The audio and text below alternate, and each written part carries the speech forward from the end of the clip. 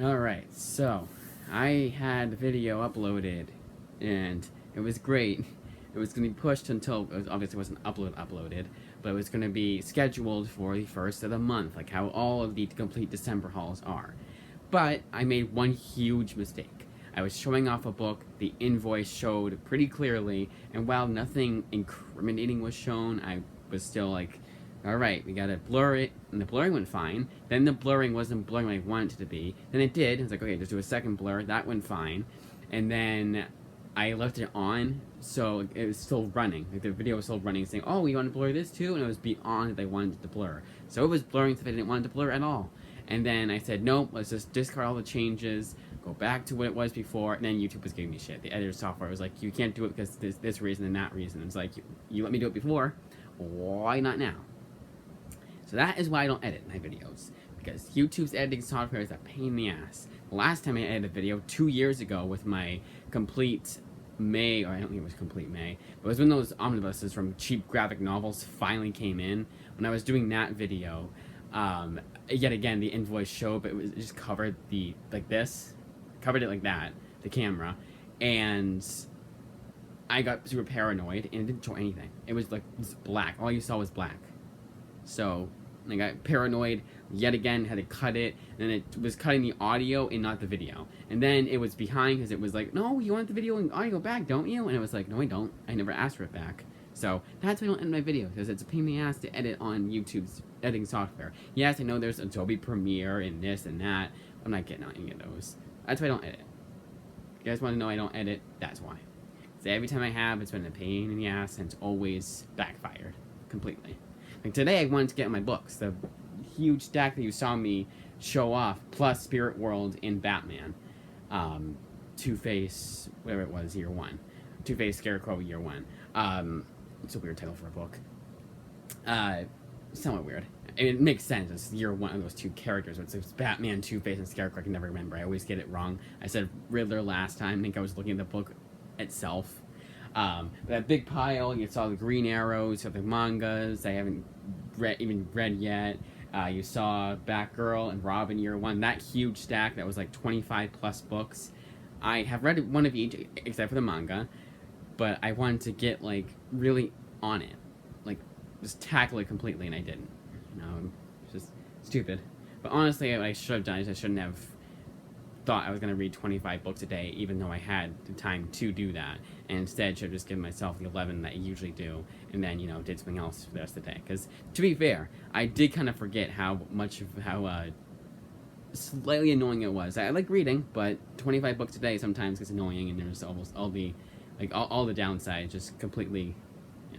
That's why we're doing this now, and get this video out of the way. Not out of the way, but, you know. The lighting isn't the best. It's sunlight. It's no sunlight, so it's, you know, overcast, but that's fine. It actually looks better here than it does me looking at, like, behind me and everything like that. Without further ado, let's get into it. Complete December haul. This is basically also a complete Christmas haul too, like everything at once. Again, the only book that's missing that was missing in the previous video, and now I have, is Forge Volume One. And yes, I will be keeping both copies of Forge Volume 2, because it's a nice little placeholder on my shelf. Alright, let's get into it. First one up is Sunset, written by Christos Gage, with artwork done by George Lucas. Not that George Lucas, this George Lucas. He spells his name with a J, not a G. And no E after the J either. But I found it really funny. I always want to mention it. I'll mention it now, I'll mention it when I'm doing my, I mentioned it last video, there's the artwork, and I will mention it when I'm doing the fall and winter, or is it winter and spring? Winter and spring, right? Yes. Yeah, I do summer and fall. So there's the artwork for Sunset. I do 2 months at once. It's 4 months, for 2 months. I do 2 seasons at once. There's 4 seasons in a year, so it makes sense to cut in half. Those videos are really long videos, and hopefully never make a mistake like that again.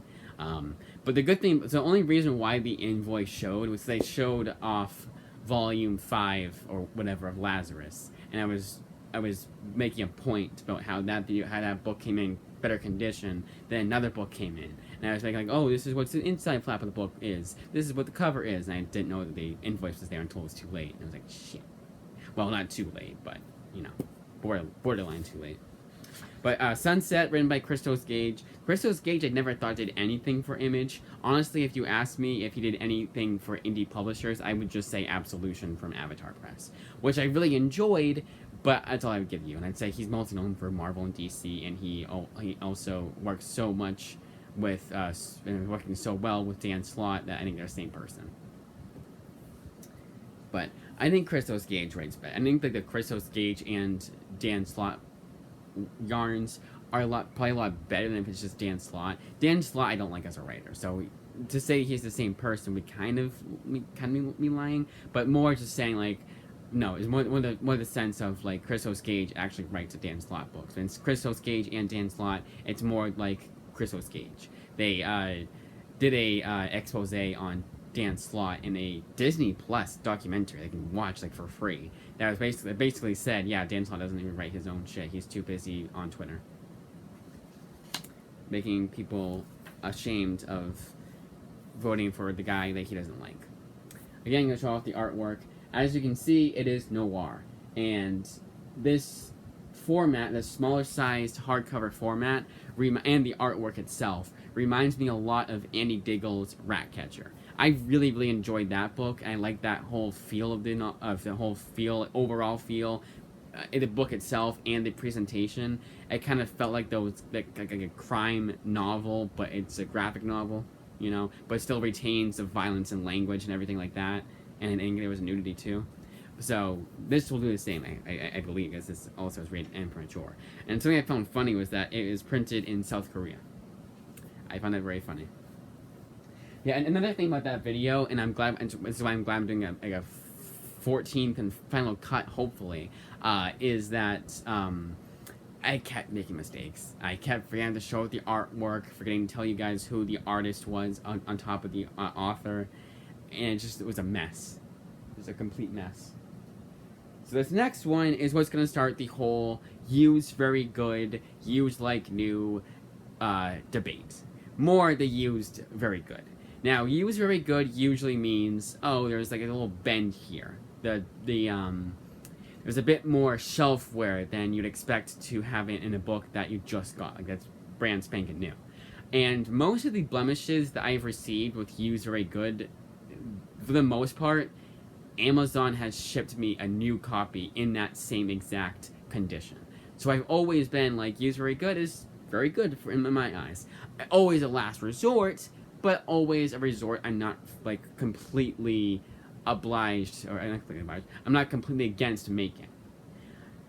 However, sometimes you get a book like A Voice in the Dark, which is written and drawn by Lorraine Taylor, if I could mention it afterwards, because it's going to be a long-winded tangent here. But there is not one big blemish, but 2 and 3 pretty damned big blemishes on this book. Now, I get it, it's an older book, so I guess the older the book, the more that there's gonna more blemishes are gonna be. But really annoying to get this book like that. And it was from I do want to call them out. It was from Thrift Books. I don't know exactly which one. I almost want to say Atlanta. The shipping is fine, and for the most part, I do like Thrift Books, but they give me a copy that was. This is more used good. Is the point I'm trying to make. Even going by their standards, this is more used good, not used very good. Like I would say borderline, but you should have said used good, and dropped down the price a little bit. I think even they have like their books for like $3.99 used good, and then like $4.99 used very good. Of course, you add shipping too, and shipping is usually an additional $4. So it's like you might as well go to used very good. And this is a great example of like pick your poison, because they didn't have any used like news, and if they did, or just new copy, and if they did, it was a ridiculously expensive price. I just got this book because of the novelty of Lorraine Taylor has only done this for Image, and I believe this is the only thing he'd done in general.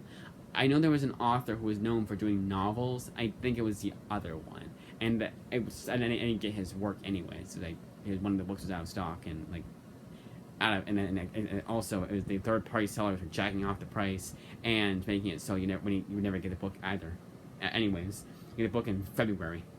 I literally think it's what one of the third party sellers was like. Yeah, you're getting it in February, and we're gonna jack off the price and make it $35 when the list price is $24. Also, here's shipping. So had to miss out on that, unfortunately. But anyways, going back to this, this one collects 1 through 7 of the series that is written, yet again, written and drawn by Lorraine Taylor. R-I-R-L... L-A-R-I-M-E, and Taylor. I don't know why I told it out, because I could just short it. Lorraine Taylor Swift. Ha ha ha, what a funny joke. All 7 issues. There is an additional 2 issues that's actually on his Image Comics' is on his Image Comics page. He has an official Image Comics page, which is like that surprise of the year for me, because authors who aren't really well known, like more underground, not really well unknown authors don't usually have their own Image Comics page. I don't even think Christos Gage has his own Image Comics page. Image Comics' website is very weird and kind of annoying, honestly. I'll try this. I think that I almost want to say that fan is making the door go dunk, dunk, dunk. I have that fan on for noise canceling. I'm not to cancel noise. If anything, I should have that shut off so you guys can hear me better. Not that's ever been a mistake. That's a mistake. Not that's ever been an issue. Yeah, so it's the initial 2 issues. But I think it was one of those series that's on indefinite hiatus or just got canceled. One of those 2. I just showed the artwork. I know we did.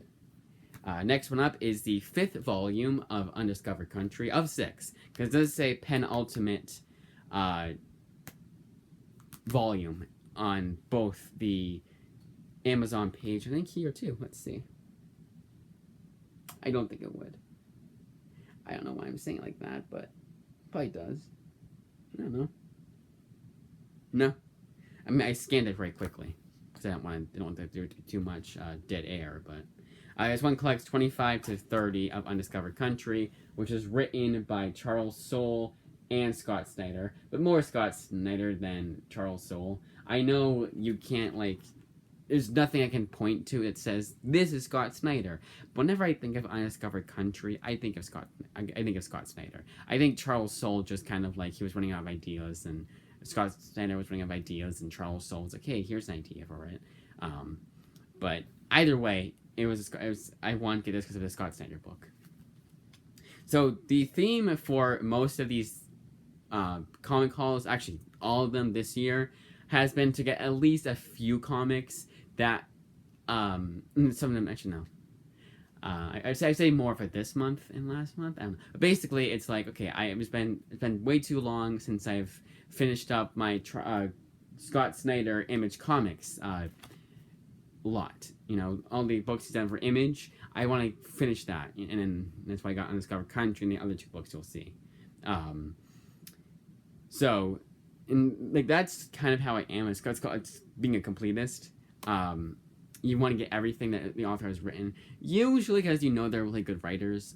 I kind of have gotten a bit too carried away with that. Like what I have with the library had them, and now I own them because I like them so much. At first, because I really liked them, like Wayward and Saga. But now I'm getting books like Mother of Madness that I didn't really like at all. But to be fair, Mother of Madness was like the worst Image Comics series I ever read.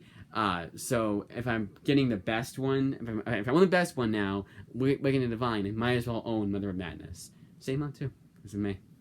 So it's one of those things. Like it was cheap because I got it from a third party seller, but still. I will admit I am getting kind of carried away with both of those.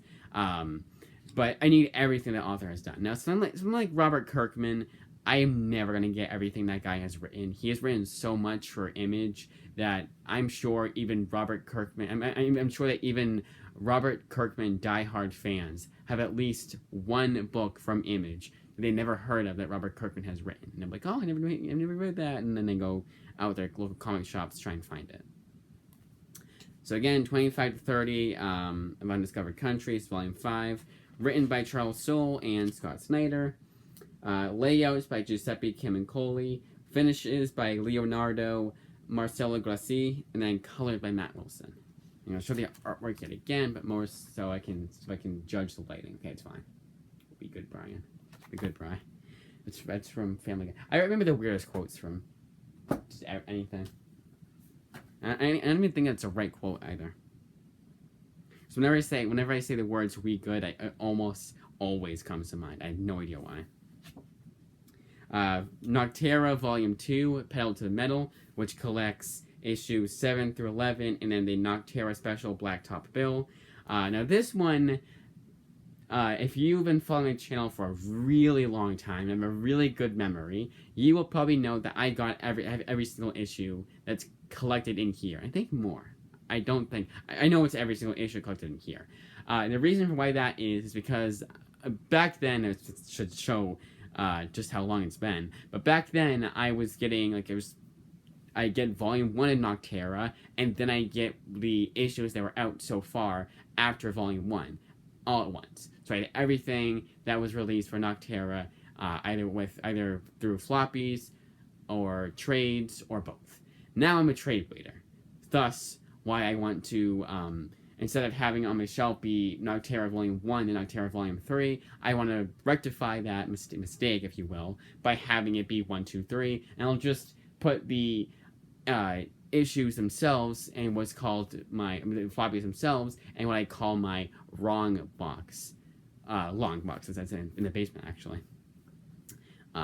Whenever I think of that, I always think of the story of the guy's house flooding, the basement flooding, and then he was selling comics and they got water damage. They were books that were worth a lot of money too. Not a whole lot of money, but pretty low keys, but above a low key and below a high key, the medium key kind of thing. So I always think to myself, maybe I should do that, but where the hell else am I going to put it? And also, our basement has never flooded and never will, because my father is a plumber, so he knows everything about there is to know about pipes. The only way the basement can flood is if the fifth wave happens. And that was a movie that said when everything goes dark, so does your phone. It was like the power went out and their phones went off too. No, it was aliens, but I was you already lost me there. That's a really good movie to watch when it was friends. I had so much fun watching it, and I was by myself. More or less because I was doing that CinemaSins kind of thing. It was pretty fun to do, but not that annoying, but in a good way. But yeah, so 7 through 11. So yeah, the wrong box contains books I didn't like. That's not a whole lot, but it's mostly books like this where I have the trade now. So the floppies that I had before that come up with that make up the trade, they go in the wrong box. Or if it's something like Fantastic Four, John Byrne, I had the randomest issues from the most random isolated issues from his run in floppy form. So those go in the wrong box. And very rarely, I will put in a book that's worth a lot of money that I own, a good amount of money that I own, even though Toxic Avenger, that's in the wrong box, and I don't have a trade, nor do I have a duplicate of issue 1. I don't care. It's worth a good amount of money. I'm telling it. I'm never gonna want to read that again. Not that it was bad, but it's worth a lot of money. I'm not gonna damage the book because I want to read Toxic Avenger from Marvel Comics again. And it's a collector's item. And here's the artwork for Nocterra, which the artist here, it's written by Scott Snyder, no co-authored, it's just written by him. Oh, Tony S. Daniel does the artwork. I should have known that. I swear to God, I forgot to say who no, actually, sorry, it's written by Scott Snyder with Tony S. Daniel, I think. They're just showing the names. Tony S. Daniel, no. Okay, so story is Scott Snyder and Tony S. Daniel. Artist is Tony S. Daniel. Colors done by Marcelo Mialo. I almost I remember that weird name. I said Mialo was a weird name. I remember saying that before in that I was talking about before, but I almost think I didn't mention Tony S. Daniel, because just the first time I noticed seeing better page of artwork. I don't remember seeing the story Scott Snyder and Tony S. Daniel, nor the four fonts. So Nocterra Volume 3, which is no breaks, and it collects Nocterra 12 through 16, Nocterra Val Special, and then Nocterra Nemesis Special. So Volume 3, no breaks. And this one, on the back, it says this is the conclusion of the first cycle of Nocterra. But it still says it's an ongoing, and that, for whatever reason, it confused me, because I thought that they were just being cheeky and like, oh, well, we call this series a cycle. And it was like, okay, it's going to end in the first season. Like how something is killing children, they had a really long first arc. That's what they're doing here. But the artwork, and I'll try the artwork. That's right too. And I don't do that for.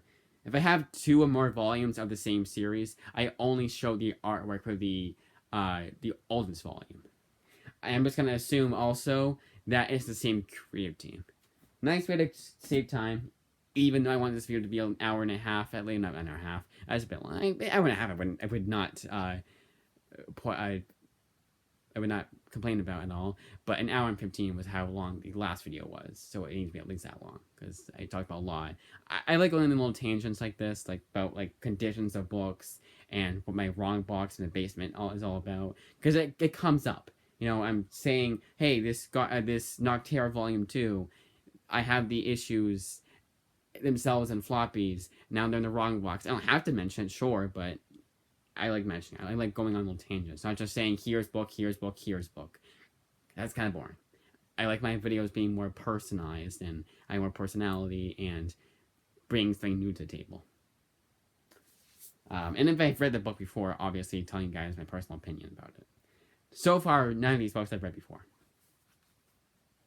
Destro, which is written by Dan Waters, with artwork done by Andre Bresson, and colors done by Adriano Lucas. And both those guys have, and it's a color assist, but both Andre Bresson and Adriano Lucas did Birthright with Joshua Williamson, which is also from Image. I found that kind of funny. Whenever I see their names, I almost always will think of maybe Dark Ride, because they did Dark Ride 2 also by Joshua Williamson. So I just instinctively believed that that's all I did, which is those 2 Joshua Williamson books. And then Adriano Lucas did the colors for that Suicide Squad Bad Blood book that I really like, the Tom Taylor series. But just no really remember seeing Andre Bressan's name anywhere. But Andrea Milana does art assists for pages 55 to 74. Must be a flashback or flash forward of sorts. And then there is the artwork for Destro. This collects all 5 issues of Destro. I think this is also T for Teen, right? Yep. So all these Energon Universe books, I guess, are going to be T for Teen. I guess they don't want to push the envelope at all and make it, like, mature. Could you imagine a mature rated Transformers series? I think Void Rivals might be Teen Plus. I remember them saying it was very dark, or I think Transformers might be too. So I remember them saying one of them, it was Robert Kirkman, so Void Rivals. I remember them saying it was rather dark for a Transformers book. Now, so speaking of Energon Universe books, am I going to collect them all? Only if I'm collecting the writer's work. Void Rivals aside, only when I'm collecting their work. Like Daniel Warren Johnson, once he finishes off, and it's a good thing, it's a 10-issue maxi series, it will eventually end. When he's done with The Moon is Following Us, I think that's what he's doing. I don't think it's someone else. When I get that book, I will then get everything else he's done, including his Transformers run, which I know is an ongoing, but that I'll just say what the hell ever about. Whatever. But this one's also, this one's actually a mini-series, I believe, at least. Like, almost 100 actually it was, they said on their website. So 5-issue mini-series, all collected in one trade, obviously. I cannot imagine a world where they would ever do it like issues 1 through 3 in one trade and 4 through 5 in the other trade, unless each individual issue was really that long. They couldn't fit it all into one trade. That's more OGN category, category. The realm. I don't know, it's not weird to say it like that. That no breaks, except that was so many issues it was. Show off the artwork. Okay, good. Alright, so 6 fingers and the one hand. One hand being written by Ron V, and the 6 fingers being written by Dan Waters. Now, this is a really cool book because because of the way that they formatted this trade and the series itself. This series is meant to be written. This series is meant to be read in chronological format, not in you read one hand, then you read six fingers. No, you read issues one of one hand, and then six fingers not respectfully. You read issue one of six fingers, then you read issue one of the one hand. I think it's actually going in this order, so technically speaking, if you want to be really accurate, you do one hand, issue one, then six fingers, issue one. Now the artist is, I'll show you artwork again, because I thought I didn't do it, even though I know I did. So for the six fingers, the artist is Sumit Kumar, and the six fingers is written by Dan Waters. The one hand is written by the one hand is Ram V, and the artist for that series is Lawrence Campbell. So artist of one hand is Lawrence Campbell. And yet again, I'll show the artwork. A lot of glare. I think it's better to have glare than to have it be darker. You know what I mean? Because that means that it's still light out despite it being 3 o'clock almost. And that means that eventually it's going to get dark because it's daylight savings now. So that, good. So yeah, so funny, a little funny story with Ram V. When I saw that he was co-writing, or he's writing one hand, and they were gonna collect it all in one trade, I was like, I'd rather just have Six Fingers by Dan Waters. That's what I want. I want the last of what I need from Dan Waters. But then I realized fairly recently, I want to say, because I want to say it was a few months before I realized this. Oh wait, no, that in the next book you'll soon see here is the last of what I needed for Ron V and Dan Waters too, because the last book they co-authored too, another co-authored partnership. But it was kind of funny to realize that. I guess I just always instinctively believed there was one more Ron V book that I didn't own yet. And maybe it was just a dated way of thinking. Like I just forgot that I got Razor Blades, or maybe this series was announced before I got Razor Blades. I don't know. That huge hardcover that apparently isn't too great. But anyways, moving on. Next up we have Szymon Kudaransky's Blood Commandment, collecting all 4 issues of this miniseries. So he's also so it's artist, author, and I think letterer too. Like Szymon Kudaransky is a triple threat. However, there is and I do want to credit this writer, or this editor. I mean, the translation assistant / editor is Atom Morwell, like Atom, Atom. Sounds even more foreign than Szymon Kudaransky somehow. Then letterer. Yeah. So here is the artwork for Blood Commandment. Now, this was the series that, this and the next 2 books are what I got instead of that writer that they had a really expensive book that was out of stock, and then, that book that was out of stock and now is really expensive because the third-party sellers, I guess, just know that it's out of stock on Amazon. Like, they predicted it. So I swear to God, it was not out of stock until I went to check it out. Not like the day before, the second before. No, it was like probably like a few days before. I just hadn't checked it again. It's annoying. And yeah, I probably could have waited and see what happened, but I think at that point, it was the only reason for why I was like way over the budget. So there you go. We're out in the end. It was already over budget, so getting that overpriced graphic novel would have made it worse. Then the other 2 Szymon Kudaransky books, Something Epic Volume 1 and Volume 2. Yet again, actually the same exact creative team. Every name that I announced previously for the other Szymon Kudaransky book, Blood Commandment, is the same. So Something Epic Volume 1 collects 1 through 6 of Something Epic, and Something Epic Volume 2 collects 8 through 12 of Something Epic. So 1 through 7 here, 8 through 12 on here for Volume 2. Now, one thing I did just realize I forgot to mention, it doesn't really make that much, it's not that big a deal, but Destro technically, and they don't even show it on the cover, so I don't know why they even have it on their spine, but technically speaking, this is Destro Volume 1, The Enemy. Again, I like being complete. I like saying what the author is, how many issues it collects, what the volume is called, if it has a tagline, showing the artwork, all that. But now we're going back to Something Epic. So Something Epic, It was really interesting. I will admit the only reason why I was even interested in getting this and in getting Blood Commandment was purely because of the fact that I had seen them not too long ago, and I was going to get them back in, I want to say October or September. Didn't have enough money because other books and got other books instead. So I was like, you know what? I have a few extra bucks because I didn't get these books after all. So let's put these on, and then now there we go. We're within budget, and it was perfect, as all things should be.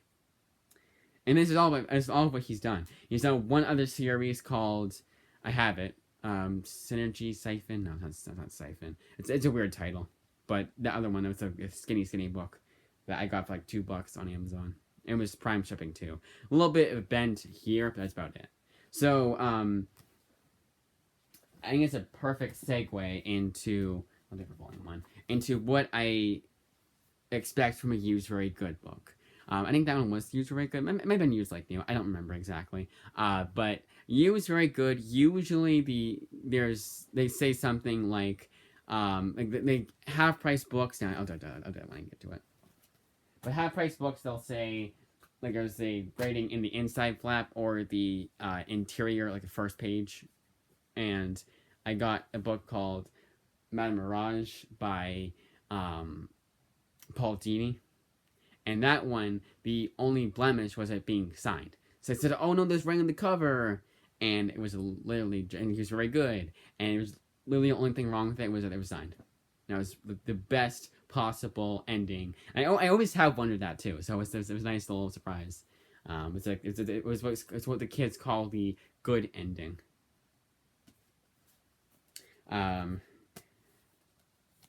Next up is No One, written by Brian Buccellato and Kyle Higgins. But again, like with Undiscovered Country, it's because it's Brian Buccellato that wrote this, in my eyes.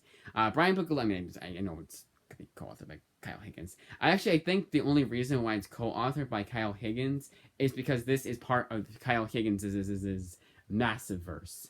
So technically speaking, I should be getting the other ones if I wanted to complete this, but I, again, go by author. I'm going by Brian Buccellato. All 10 issues collected in this thick trade. And then we have the artwork for No One. And a really fun thing about this book, like I showed you. So, the way that they do this is, I kept trying to find out who the artist was. But the first few pages are like this. They're going for an aesthetic here. It's aesthetic that I really, really like, but still an aesthetic that just is impossible for you to, for someone like me that's not used to this, so to speak, to find out who the hell the author, or who the hell the artist is. All we have is Borges. And I should remember who, oh, is it Geraldo Borges. That's who the artist is. I remember. And another cool thing is they have QR codes. And you can actually, if you have your phone right now, you can do it right from your phone. Like, you don't even have to have the book itself. You can go right to this video here and get one of the QR codes. Very cool thing. The first thing was a nice little predicting the future, Simpsons thing. You know, Simpsons predicts the future? Well, this book did. Tech speaking. So the artwork yet again, because I know I showed you out the artwork, but sometimes I feel like did I do that for something epic? Come on, I did. Come on. I know I did. Just in case, here's the artwork for the book I showed already. It's something epic.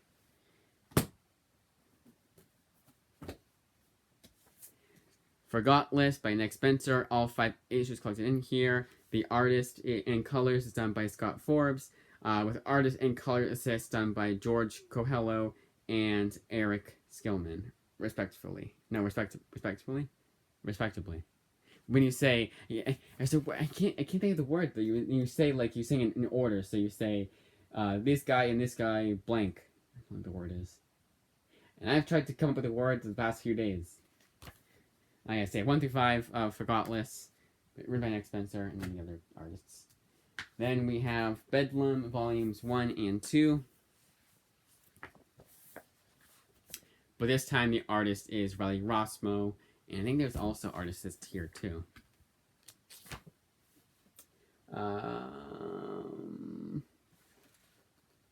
Yes, John Paul Kazuka does the colors, and that's it. There's no other names. I mean, design is it's designed by Tim Daniel, but that's just designed. Here's the artwork for Bedlam. Volume 1 collects 1 through 6, and Volume 2 collects 7 through 11. So this is a kind of good example. Like Forgotless is probably the best example, but the better example of me just getting whatever the writer has written. He's written this book, alright, I'm getting that. I need everything that Nick Spencer has done for Image, so just get anything and everything. Which is fine again, because I like Nick Spencer's writing. I really liked his Ultimate Comics X-Men series. His Avengers World, I think, was the quintessential example of, yeah, it didn't need to exist because it was just yet another Avengers book. But I'm glad it did, because we got some solid stories from that thick-ass trade. And honestly, that trade ink was, we could still get it at that price. Yeah, right, it's out of print. It was like $35, and it was like 21 issues. It's like the damn good price. I think it was more like 40. May have even been 45. But I don't think it was anything above. I don't think it was anything above 40. That's a good price for 21 comics and being a trade. Of course, the copy that I had was falling apart, but I think it was at least. Yeah, it was. That's because it was a library copy. And usually my library is good about keeping the books in perfect condition. It was because how old it was.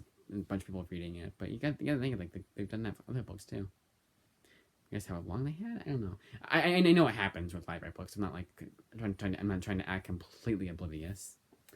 And then the last two Nick Spencer books for now is the Fix Volume 2 and 3. Volume 2 collects 5 through 8, and Volume 3 collects 9 through 12. The artist here is Steve Lieber. I remember that. And colors by, I'm trying to look at it. I can't remember. Ryan Hill. I never would have guessed that. Somehow. And here's the artwork for the Fix Volume 2. Now the Fix Volumes 2 and 3, it's been so long. Honestly, this whole month was the long time coming comic haul. Where I just got comics that I'm waiting a long ass time to get, but just kept putting them off for one reason or another. It's been so long since I've actually gone ahead basically it was so long that when I got they had the Fix Volumes 2 and 3 on the Kindle, and that was like years ago. That was back in I almost want to say pandemic time.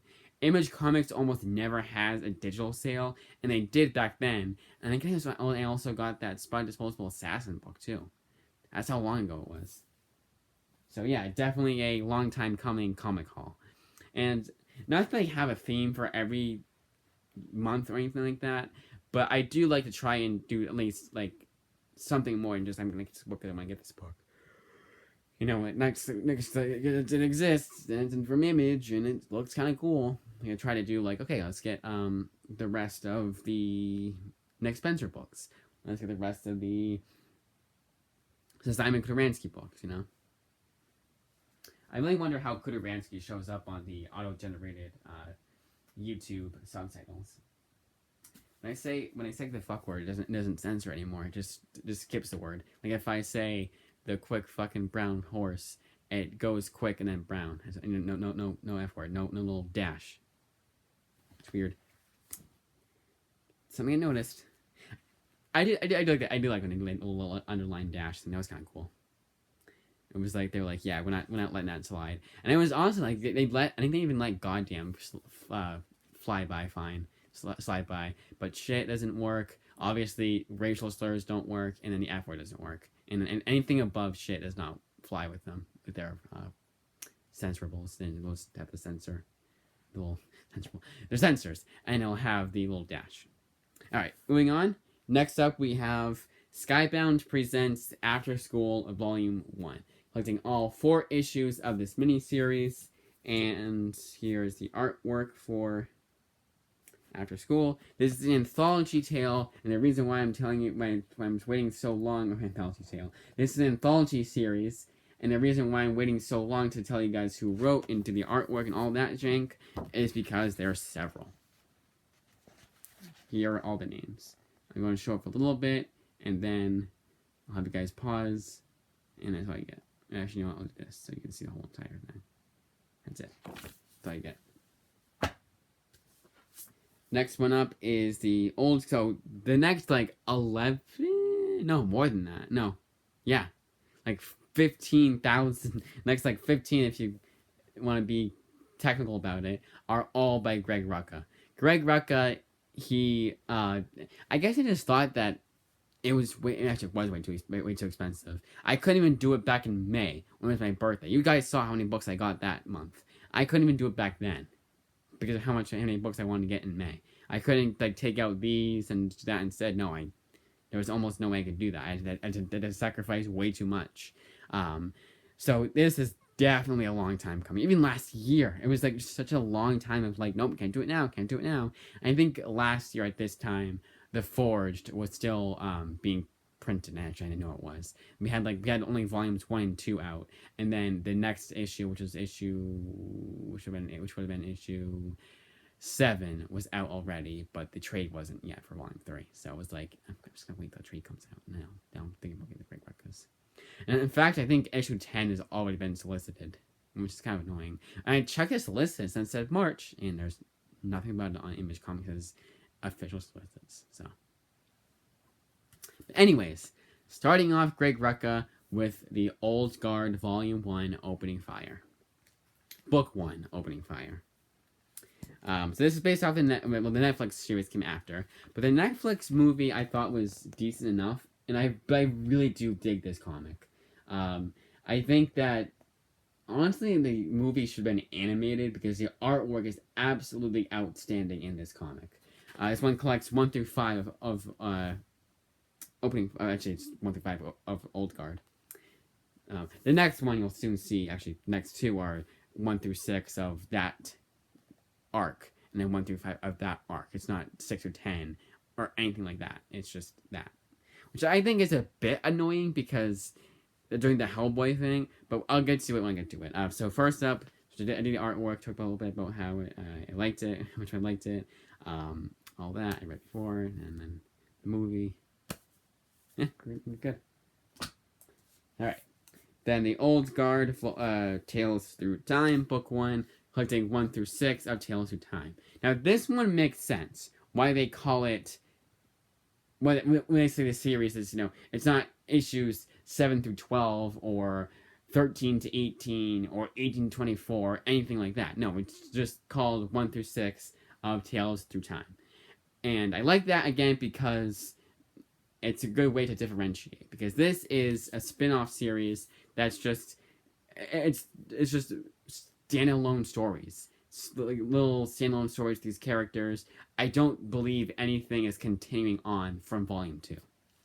Now, this is called Volume 1. That's why technically it is. I just say Book 1, It's not Volume 3. I'm not going to say technically it's Volume 3. No, it's Book 1 of Tales Through Time.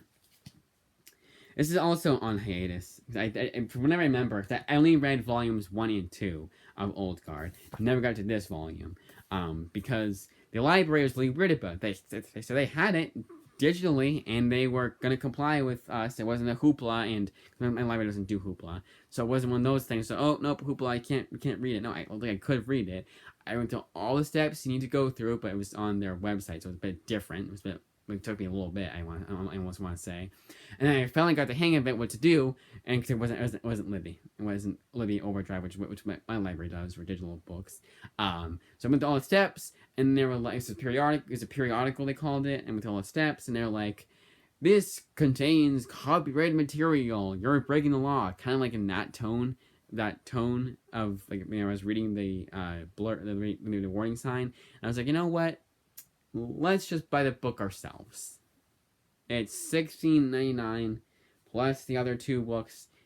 What the hell ever. I did it. I almost want to say that this was right after I got Middle West, or around the time I got Middle West. After that, at that fact. So I said to myself, you know what? We got Middle West, so to hell with it. Because Middle West didn't have Volume 3. It's a 3-volume series. They have volumes 1 and 2, but not volume 3.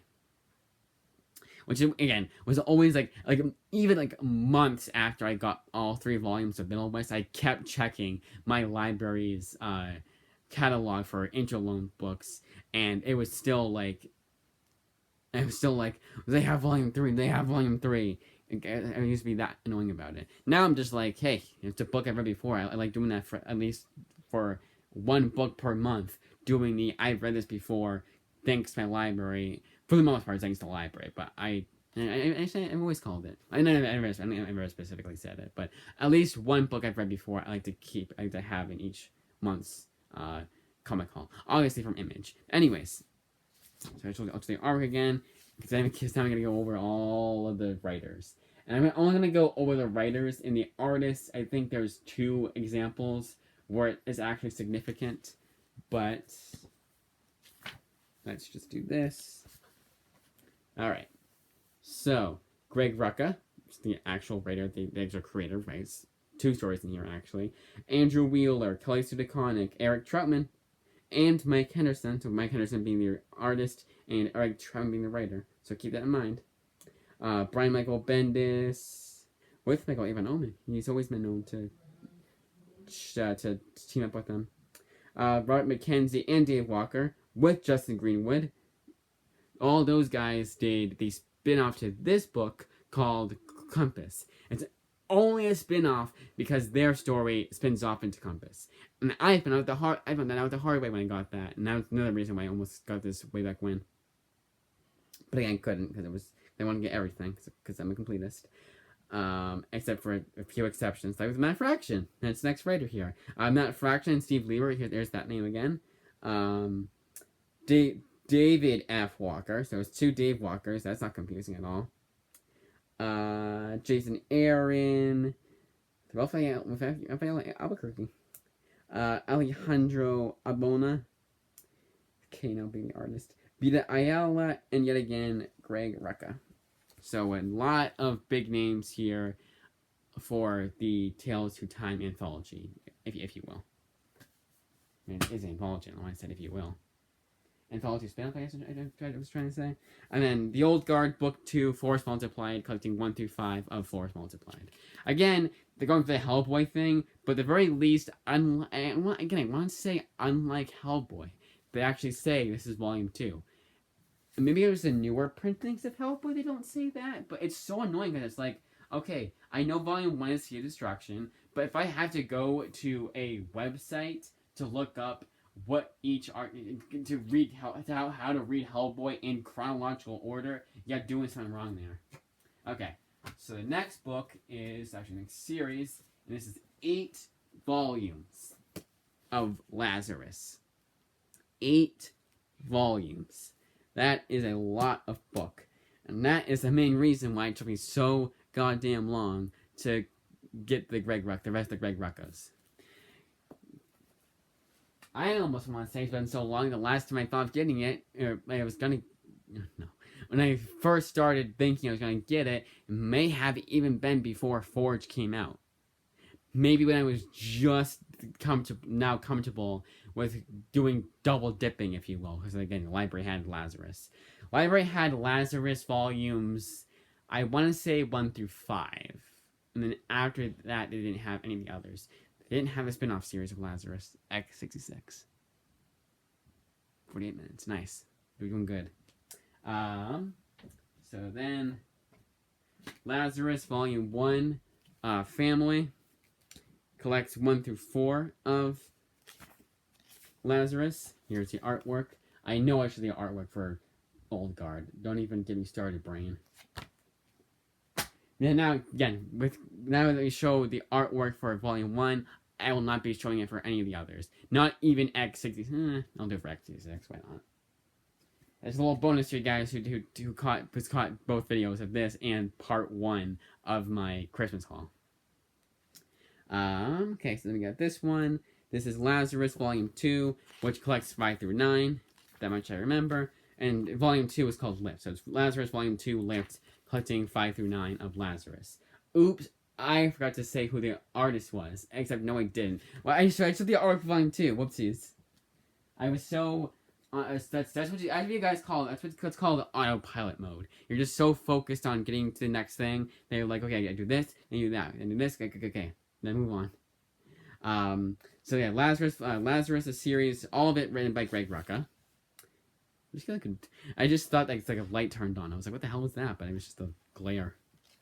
And then art and lettered by Michael Lark with Stefano Gordino and Brian Level, and colors done by Santi Akas.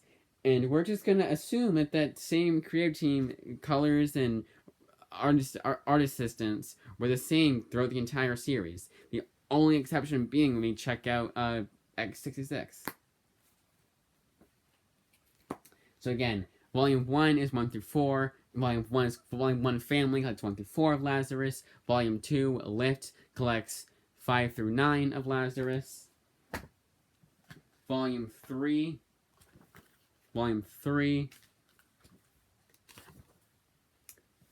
Conclave, collects 10 to 15 of Lazarus. I like how they say used book. It's kind of funny. And honestly, like, this one, like, is in perfect condition. Again, throughout the books, you can tell because of this. No bends, no creases, no nothing. I'll flip through it a little very carefully, but I don't see nothing wrong with this book. So Lazarus was a nice little espionage series that I really did enjoy. From what I remember, it got better as it went along. I remember, like, getting to a point where I was actually hooked. That's Greg Rucka for you. But usually he hooks it right away. Okay, so this is the prime example of what I was trying to get across in the last video. And I was like, oops, there's a here. I was called an invoice here, and then I showed it off. I was like, hey, here's my invoice. What was there? What if I got the wrong volume and it was right there? I just made the same mistake again. I would probably just end my whole entire YouTube career right then and there. I'd just be like, you know what? God's giving me a not a super religious person, but God's giving me a sign. Lazarus 16 to 21 is collected in Volume 4, Poison of Lazarus. What am I doing here? Oh. So, first of all, the publisher remainder mark usually is not this big. It's usually not like this, usually at the corner or something like this. A good example is Volume 1 of The Old Guard, which has it right here. That's it. And sometimes it will show, but with Lazarus's, it shows on the book itself, and not too far. I'll actually show where it's most noticeable, or one of the places where it's most noticeable. It said Volume 4, right? Yeah, Volume 4. So it's most noticeable. I would say right here. Now, what's a good thing is they have because of the way they format comics, with the panels. They have this at the top, the little barrier, little margins. But sometimes they don't. Sometimes it's a full-fledged thing like so. Do we not have an example? I know we do, because I was flipping through this, like, very vicariously, but very, like, carefully. Like, every page I was flipping through. It's a bad example, but this. So it goes all the way to the top.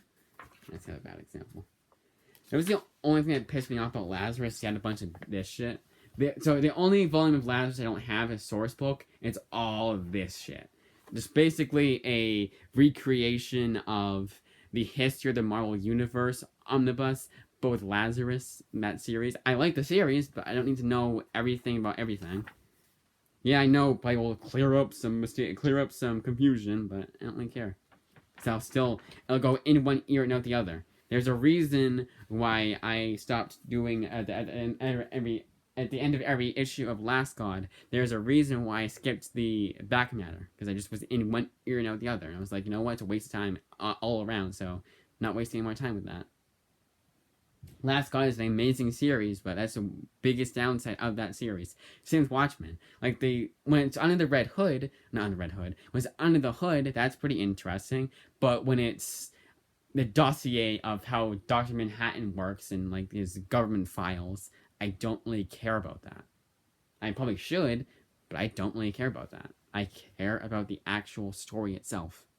And last God, it was actually a story itself. It was just like little like stories, like short stories, but it was all text. It was like it's going in one ear, going in one ear, not the other. Pick your lane, Mister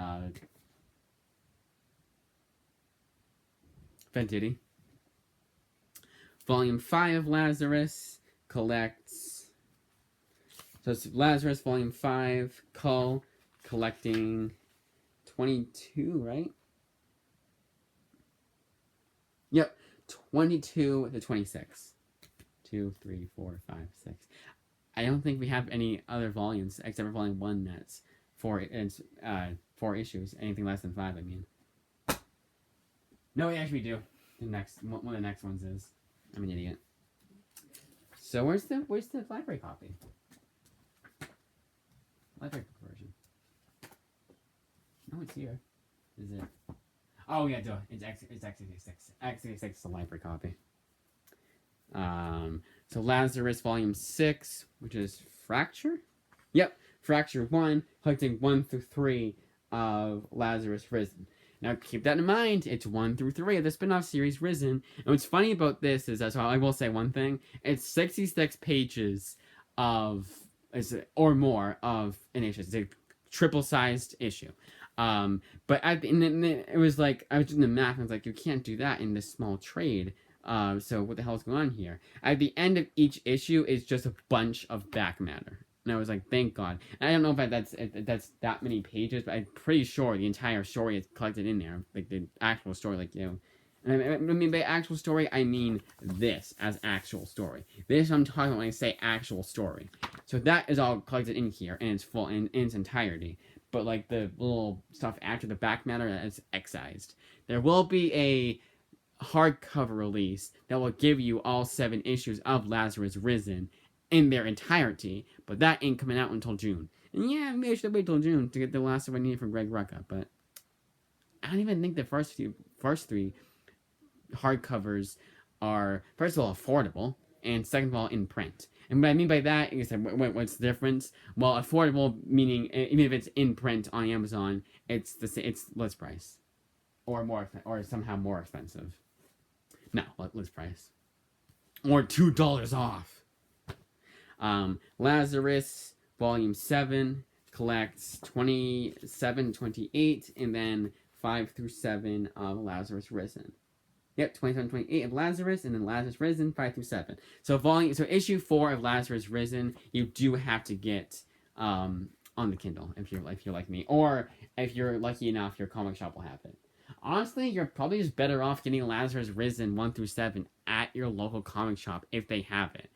Even at full price, it's probably worth it. Yeah, the stuff at the end, again, back matter, I don't care about, but just knowing that I have the full entire issue, I have no reason to get the hardcover, would be kind of nice to know. But I'm pretty sure, and if it's not, I'll go on to different avenues. Like, I have to. I mean, you're the guys. Image decided they didn't want to, or Greg Rucka says it's their choice, not the publisher's choice. Greg Rucka decided, no, I want to screw you guys over that are trade waiters and aren't hardcover waiters. So, you know what? I'm going to go on to my little illegal site. If you don't collect all the entire story, if I'm missing important story elements that aren't back matter from Lazarus Risen 1 through 7, I'm going to go on my illegal sites. I'm sorry. I'm going to. Read comicbooksonline.com or whatever. I don't usually use them. And I don't think I've used them at all recently. But I had to do it. Actually, a good example is Felon by Greg Rucka. The only Image comic book by him I don't own. I decided to hell with it. We're just going to get it on... We're just going to find other avenues to read it. And that's what I did. Haven't read it yet, though. I should, though. But now we're on to the library copy. And I can say this out loud, too. That I go on to illegal sites. Your boy Zach has said it countless times. And show the actual website itself. So... do not even get me started on, oh, the FBI can kick down your door. They're too busy doing other shit. And even then I don't think they care. So this is from the Carroll Stream Public Library. Pretty neat. So this is X66. It collects 1 through 6 of X66. I will say who it's written by. Seems to be written all by Greg Rucka, but a bunch of different artists for each issue. So I'll do this. We're running out of running out of sunlight, so I'm gonna just say to have you guys pause, and I'll move on, zoom in. I know you can still zoom in if you're on mobile, and that's what you guys, if you're like me, but you're watching this on either your phone or your tablet. I watch on the phone primarily. I actually don't think I've watched YouTube on my tablet unless my phone was dead. Not dead, but dying. I had to plug it in. I couldn't have it over on the other side or with me. There's the artwork for X66. Because it doesn't have an actual volume, I will treat it as a spin-off like I did with Tales of Time and treat it as another Volume 1. But as far as I'm concerned, technically speaking, this is Volume 8. They put it in after, at the end. Alright, now on to the last 4 Greg Rucka books. So we have the Forged Volume 1. Forged Volume 1, what's it called? Operation Black Box, collecting 1 through 3 of the Forged.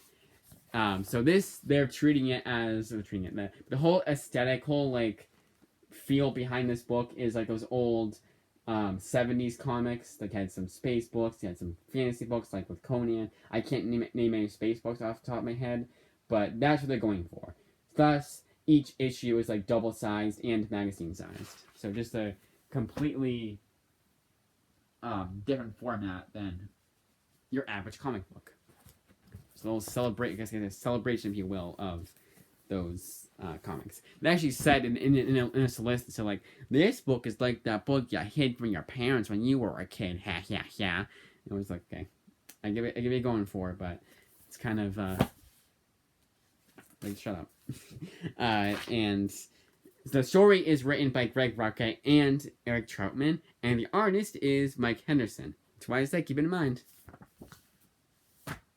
Aren't you glad I did that? I don't 1 minute. That's how blind I am. I have to do this to see how long we're going on for. Even then, I was like, kept saying, wait, 41 doesn't make any sense. 51, hour 1. So an hour and 1 minute. So I can slow down a little bit here because if I'm going too fast, but not fast enough to where I feel like I'm missing something or forgetting to do something or I didn't show up the artwork. I know I did. Don't get me started, brain. I say that because my brain is constantly saying like, oh, I think you forgot though. Did you remember to do this one? I don't think you did. So I guess I did. Shut up. The Forged Volume 2, Home Sweet Home, collects the Forged 4 through 6 of collects issues 4 through 6 of the Forged. And then we have Volume 2 of the Forged, collecting 4 through 6 of the Forged. Yeah, guess what happened? So from 2 different third-party sellers. So one of them gave me Volume 2. And I had said, give me Volume 1. They said, nope, Volume 2 is what you're getting. And that's from Powell's Chicago. Now, Powell's Chicago, other than this one instance, is like the best third-party seller. Perfectly good condition, perfect condition, great packaging, just great all-around customer service. I'm sure if I went to get it returned to get a refund, they would go above and beyond. I'm gonna keep it for now. I don't care. It was $12. It was a Christmas gift, but it's whatever. But yeah, a little bit annoying that they did that. And at first I was like, I blamed myself. I was like, I am so stupid. I put in 2 volumes of The Forged, Volume 2, 2 copies of that, and then The Forged Volume 3, and then completely just glossed over Volume 1, because I thought I already put it in, and I'm an idiot. Then I thought, oh, I just have 2 copies of Volume 2, but I got Volume 1, didn't I? Nope. The third party saw I messed up. It was the weirdest thing. And honestly, it does kind of like, when that happens with a third party seller, it does make me like really skeptical to purchase from them again. I already have what I want for next month, and I don't think any of them are from Powell Chicago. So that's good. And even then, for next month, it's like up in the air. I could very well change my mind last minute and get these books instead of those books or whatever. Much like I did with this. For the longest time, I was going to get like a lot more hardcovers, I guess. Well, it was one more hardcover. But I was going to get an omnibus from Image, but an omnibus. And I was gonna get that, and then the rest of what that author had done. And it was like, cool, like, oh, that's serious. And then I was like, you know what, Greg Rucka, at the last minute, Greg Rucka. And it was kind of good because for the most part here, we're just finishing off like Scott Snyder, rest of stuff that I needed from him, written by him. Greg Rucka, finished rest of what I needed by him, like finishing off those incomplete runs, if you will. That was a theme for this month. And I like doing that for the big spender months, like my birthday and Christmas. I really get to. I think it's like a really good thing, and again, a long time coming too. But so would have ended up, but I got kind of sorted, but not really. But anyways, so yeah, Forge Volume 2, and then Forge Volume 3, The Abandoned Strike, collecting Forge 7 through 9. Again, issue 10 has been solicited, but it's only one. I actually think it's only one source that says, "Oh yeah, it's coming out." It's coming out in the wrong month because we didn't get the memo that either got canceled, it's on hiatus still, or just will never be released. Because maybe it was a nine issues it was a 9-issue miniseries. I doubt it was though. I'll be lucky if it's 12, honestly, knowing how long series last at Image. Am I saying like that? I don't know. But like for Image, like I'm so used to, like for example, the One Hand and what's the other one that was called? Six Fingers. That's a 5-issue miniseries. A lot of series are like 12 issues or 5 issues or 6 issues. Like they end pretty quickly. It's never been like 100 issues plus. It's usually only with Walking Dead and Invincible, both of which are written by both of which are written by Robert Kirkman, and then you have Spawn, which has 18,000 spin-offs, and no, I'll never get into Spawn for that reason. Yes, it's the exact same reason I'll never get into Spawn, because there's so many spin-offs and 300 plus issues of Spawn. 6 compendiums do not make up even a fraction of Spawn, and it's 300 issues. 6 compendiums. That is next level. Like, that's just like literally that Chinese guy doing the like that. That's exactly what that is. The definition of. So that's why, again, I'm a completist. I can't just have all of. That's a bad example. I can't just have like,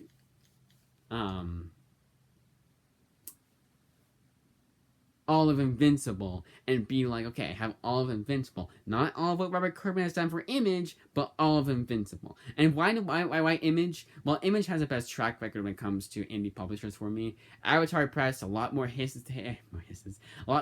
than misses, and they are very expensive. I think one trade paperback collected 7 issues was $25. And it was the same size, if not shorter, than something Epic, which is $17.99. Let's double check to make sure. And again, that's an older book. It's a newer book, so you think the newer book would be more expensive because it's inflation and all that jank. I don't know what Avatar Press's deal is. And IDW, same dealio there. Because IDW, they did a lot of good stuff. Like, I'm not saying that Image is the only indie publisher that writes good books. Yeah, $17.99. I was right for something like Volume 1. And it's 7 issues, 224 pages according to Amazon.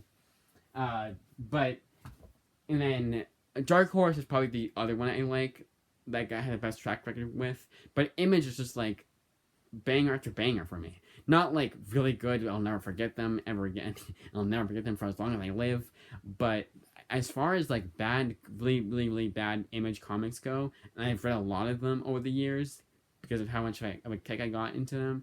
I want to say it was just Mother Madness. There was another one that was codenamed Babushka that I literally went into my. I was trying to find a video where I was showing off No Mercy, which I got a few months ago as Alex Campy. And I had seen codenamed Babushka, and I was like, I legitimately do not remember reading that book. I don't remember a thing from that book. And like the only thing that has come to me since is that it was espionage, and I mentioned that in the review. Like you could tell me I got amnesia after that, and the only thing I forgot was reading Codename Babushka, and I'd probably believe you. I find it hard to believe it. I'm like, the more I think about it, the more you're making sense. That kind of thing. That kind of believing you, because of how little I remember from that book. Now, yeah, there's been other instances, but like not to the point where I don't even remember reading it at all. like have no recollection whatsoever of reading Codename Babushka. And that was written by Matt Johnston. No, not Matt Johnston. Yes, Matt Johnston. Last name Johnston. Like Johnston, like Adam Johnston. Yeah, I think it was Matt Johnston. I don't know why I think it's another guy. I know Adam Johnson is YMS. Obviously it's not that guy, but I don't know. But anyways, written by that guy, and you could tell me I like he's done another series I was thinking about getting, and I was putting them all together, and I would never have put two of them together. I read Codename Babushka. That's that bad. Any other series itself was forgettable, but like that's like how forgettable. That's my point. That was how forgettable that series was. That even though I do forget things a lot from time to time, I could not remember a single thing, which has never happened before. And that was more forgettable, not bad. I probably remember I didn't like it, but that's what I said on the video itself. But other than Mother of Madness, I can't think of a single image book I've hated, like absolutely hated. And Mother of Madness was not like Man Eaters, where it was fun bad either. Man Eaters is fun bad. I'm so glad I have that series in my PC. I can read that whenever I want to and relive the insanity that was not Margaret Bennett. That's what she did, Mother Madness. Relive the insanity that was Chelsea Kane's Man Eaters. Basically, if you've read her Mockingbird series from Marvel, it's that, but she has free reign. All right, moving on because there's a huge tangent. We have Shuttertown, written by Nick Spencer, with artwork done by Adam Geen and Thomas Maurer. Doing what? I can read all the other. It's weird I don't. Okay, that's what I have. Editor. Oh my god. They have it right there. It's literally like, so you see the side here, it's right there. And it's already black. Already dark. I think it does. I think I saw it. It's on the other side. If you're going by the Kristen Simon rule, you know, yeah, I see it right here. Letter. Yeah, it must be. So yeah, artist and colorist, I assume, Adam Geen, but written by Nick Spencer. And here is the painted artwork too. So that's pretty cool. Dark. Can't really see it, and it's not because of the lighting; it's because it's dark in general. It's Batman Reptilian levels of dark. I like that book, but that artwork is so hard to see sometimes. Liam Sharp is a great artist, though, but I think that's what he was going for, too.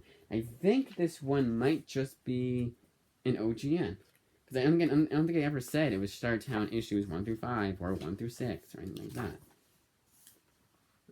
Let's see. Oh, no.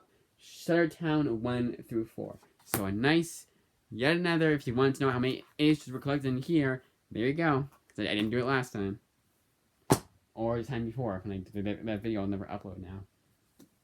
Infinite Vacation, written by Nick Spencer, drawn by Kristen Ward, collecting all 5 issues of Infinite Vacation. But yeah, Christian Ward, like, he is just the definition of trippy artist sometimes. Like, his artwork, like, he should do, like, a Fever Dream book, if he hasn't already. And you have, like, something like this, like, that was really cool to see. I was flipping through it the other day. I love it when they do, like, different styles of artwork. I believe it's all done by Christian Ward. I don't think it's another artist. I know sometimes I'll do that. That's why I said, oh, yeah, the colors, it must be for Destro. That's why I said, oh, that must be a spin-off if the artwork is done by a different guy here. Yeah, script, art, letters, photography, damn it. Kendall Bruns. Not Burns, Bruns. Yet again, designed by Tim Daniel. It's pretty epic. Creature from the Black Lagoon Lives, written by Dan Waters and Ron V. That was one I mentioned before. Artist is Matthew Roberts, colored by Dave Stewart. Collecting 1 through 4 of Creature from the Black Lagoon Lives. Can you tell how many times I've done this already? I remember this off the top of my head. And usually I can't do that. There is the artwork for Creature from the Black Lagoon Lives. Fractured Fables. Oh god, this one's gonna take forever. It's a bunch of names. I'm just gonna name the biggest ones: Nick Spencer and Nick Spencer, Brian Michael Bendis, I believe. Terry Moore. Again, writers: Bill Morrison. I think Bendis did a story in here. Joshua Williamson, like I already said. Nick Spencer, Peter David. There's a lot of big names do stories in here.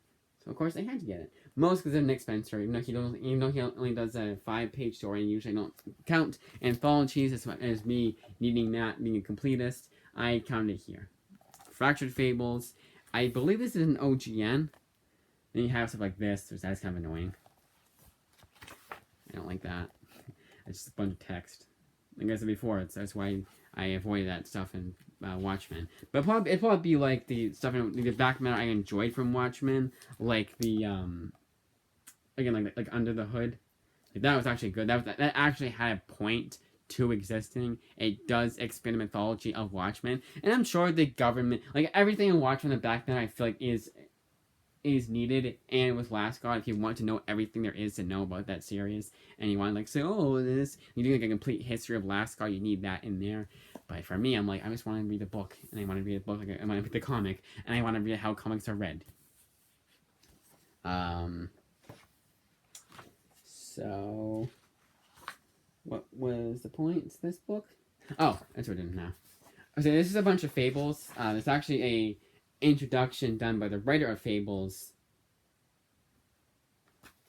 Can't give a name on top. Can't give his name on top of my head. But this is done by Image Comics, not Shadowline, but Silverline. And Silverline must be their child-friendly imprint.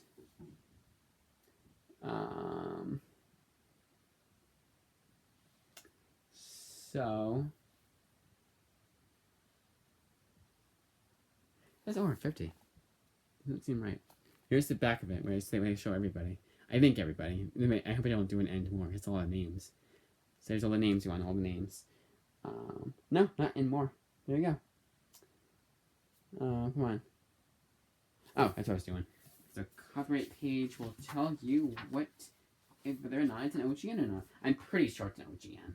But just in case, because sometimes, even though it's an anthology, it can say, oh, wait, we collected issues 1 through 5. It's a 5-issue miniseries anthology. Oh, no, I take it back. It's not a kiddie book. Ages 12 and up. There's a reason why I do this so many times. Why I do the end of the month haul. You know, I'm showing off every single book you've seen before. If you've watched parts 1 through 3, if I do parts 1 through 3, that's why. There's little extras I find out afterwards. And I'm like, oh, there we go. And then finally, last but not least, Desolation Jones, the Biohazard edition, written by Warren Ellis. Oh, yeah, and side note for Fractured Fables, you get a nice little thingy here. Come out. Come out. Make like Brendan Rodgers and come out. Boom. Bookmarky thing. I know there's an actual name for it, but I call it bookmarky things. I can't think of the name. Nice, an hour and 18 minutes. All right, so 1 through 6 of Desolation Jones, written by Warren Ellis, with artwork done by J.H. Williams III, and then colors done by Jose Valerbia. All right, here's the artwork. Bad example. No, not really. No, it's not 2 pages. It's not 2 pages of artwork. It's one's a cover. I don't count the cover as artwork page, technically. Now, this is what's called an absolute edition. It's taller than an omnibus, not as thick. And just like the best way to read a book if you want to read like with good artwork, if you want to read a comic with good artwork and you want to stand out the most, you get an absolute edition. And this is only $40. So I had to get it. 208 pages, but $40 for a tall ass book like this. Cannot imagine how expensive this would be for Marvel. Like $60 probably. But that, as I say, is that. We're losing sunlight. So I'm going to end the video here. Hour and 19 minutes. I'll make it go for an hour and 20. No blemishes, no boo-boos. We're all good. I did everything. I mentioned everything I wanted to mention and more. there we go. Yeah, that third-party seller, it was half-price. So half-price books, so I will mention a little bit more about about all the third-party sellers and which ones I think are the best. Wonder Book is the best. Recently they sent me books like paperbacks that were like new or more in a condition of use very good, but I blame that on the way that it was like brought to me, like, you know, going from the truck, the USPS truck to every single facility, people grabbing it, putting it there. You know, it probably wasn't their fault. Yeah, they probably could think to use better packaging, but it's kind of like the more you buy from them, the better the packaging is. I still remember last year getting a full-fledged box from them that I've never gotten before, and I believe they had like a bunch of like plastic wrap in it too. But the bubble wrap, like, that's just it's a weird thing, but it goes a long way. It's a pretty cheap thing to get. Also, if my little friend there, Unruly Simeon, that gets $2 every now and then, can do that, I think anybody can. Because he's not a third-party seller. He's a person. He's one person.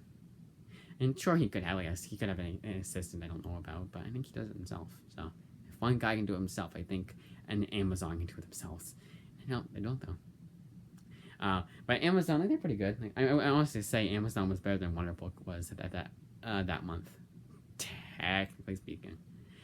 But use like new always means use like new. Use very good, you might, but you just be careful. Just don't get it from half-price books or thrift books, or be careful of getting from thrift books. Half-price books hasn't been too bad, but they did give me one book, and it was sticky. It was Death Jr. I think it was Volume 2 specifically, and it was sticky on the top. Like, it was like they ripped up the sticker, and I didn't need to do that. And I tried to wipe it off. Like, I tried to do it. Like, I tried to grab like a little thing, like a little glasses thing, and I grabbed the glasses lens cleaner of all things, but tried to get it off, and then tried rubbing it off. It just could not come off. That's fine. You know, it's just sticky. You know, it's just that part. It's just that top part. And even if I'm reading it, I don't think I would read it that way. I think I'd read it like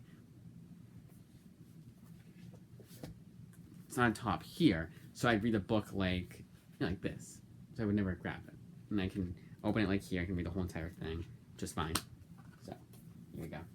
All right, we're losing sunlight. We're losing sunlight. We're losing sunlight because it's almost. So I'm gonna end it here. That was a funny little joke I did. I'm proud of that.